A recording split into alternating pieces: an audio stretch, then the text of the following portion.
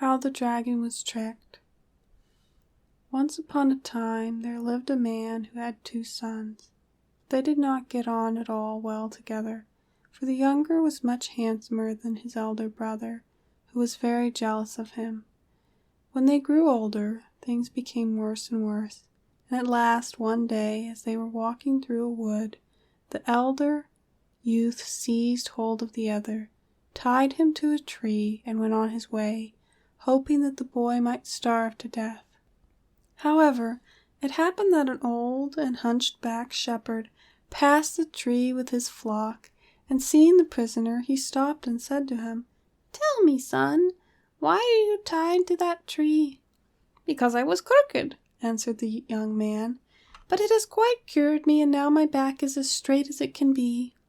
"I wish you would bind me to a tree," exclaimed the shepherd, "so that my back would get straight." "With all my pleasure in life," replied the youth.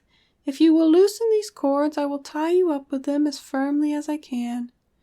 This was soon done, and then the young man drove off the sheep, leaving the real shepherd to repent of his folly. And before he had gone very far, he met with a horse boy and a driver of oxen, and he persuaded them to turn with him and to seek for adventures. By these and many other tricks he soon became so celebrated that his fame reached the king's ears, and his majesty was filled with curiosity to see the man who had managed to outwit everybody. So he commanded his guards to capture the young man and bring him before him. And when the young man stood before the king spoke to him and said, "By your tricks and the pranks that you have played on other people, you have, in the eyes of the law, forfeited your life.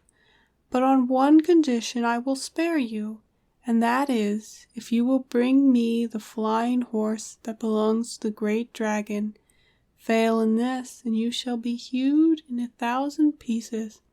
"If that is all," said the youth, "you shall soon have it."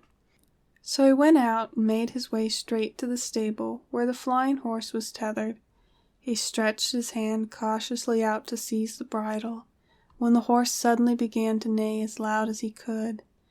Now the room in which the dragon slept was just above the stable, and at the sound of the neighing he woke, and cried to the horse, "What is the matter, my treasure? Is someone hurting you?" After waiting a little while, the young man tried again to loose the horse, but a second time it neighed so loudly that the dragon woke up in a hurry and called out to know why the horse was making such a noise. But when the same thing happened the 3rd time, the dragon lost his temper and went down into the stable and took a whip and gave the horse a good beating. This offended the horse and made him angry, and when the young man stretched out his hand to untie his head, he made no further fuss, but suffered himself to be led away quietly. Once clear of the stable, the young man sprang on his back and galloped off, calling over his shoulder, "Hi, dragon, dragon, if anyone asks you what has become of your horse, you can say that I have got him." But the king said, "The flying horse is all very well, but I want something more. You must bring me the covering with the little bells that lies on the bed of the dragon, or I will have you hewed into 1,000 pieces." "Is that all?" asked the youth. "That is easily done." And when night came, he went away to the dragon's house and climbed up onto the roof. Then he opened a little window in the roof and let down the chain from which the kettle usually hung, and tried to hook the bed covering and to draw it up. But the little bells all began to ring, and the dragon woke and said to his wife, "Wife, you have pulled off the bed covers," and drew the coverings towards him, pulling, as he did so, the young man into the room. Then the dragon flung himself on the youth and bound him fast with cord, saying as he tied the last knot, "Tomorrow when I go to church you must stay at home and kill him and cook him, and when I get back we will eat him together." So the following morning the dragoness took hold of the young man and reached down from the shelf a sharp knife with which to kill him. But as she untied the cords the better to get hold of him, the prisoner caught her by the legs and threw her to the ground, seized her and speedily cut her throat, just as she had been about to do for him, and put her body in the oven. Then he snatched up the covering and carried it to the king. The king was seated on his throne when the youth appeared before him and spread out the covering with a deep bow. "This is not enough," said his majesty. "You must bring me the dragon himself, or I will have you hewn into 1,000 pieces." "It shall be done," answered the youth, "but you must give me 2 years to manage it, for my beard must grow so that he may not know me." "So be it," said the king.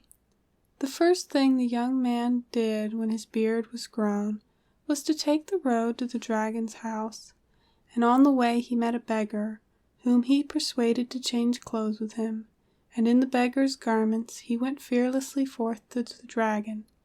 He found his enemy before his house, very busy making a box, and addressed him politely. "Good morning, your worship. Have you a morsel of bread?" "You must wait," replied the dragon, "till I have finished my box. Then I will see if I can find one." "What will you do with the box when it is made?" inquired the beggar. "It is for the young man who killed my wife and stole my flying horse and my bed covering," said the dragon. "He deserves nothing better," answered the beggar, "for it was an ill deed. Still, that box is too little for him, for he is a big man." "You are wrong," said the dragon. "The box is large enough even for me." "Well, the rogue is nearly as tall as you," replied the beggar, "and of course if you can get in, he can, but I am sure you would find it a tight fit." "No, there is plenty of rooms," said the dragon, tucking himself carefully inside. But no sooner was he well in than the young man clapped on the lid and called out, "Now press hard, just to see if you will be able to get out." The dragon pressed hard as he could, but the lid never moved. "It is all right," he cried. "Now you can open it." But instead of opening it, the young man drove in long nails to make it tighter still. Then he took the box on his back and brought it to the king. And when the king heard that the dragon was inside, he was so excited that he could not wait 1 moment, but broke the lock and lifted the lid just a little way to make sure he was really there.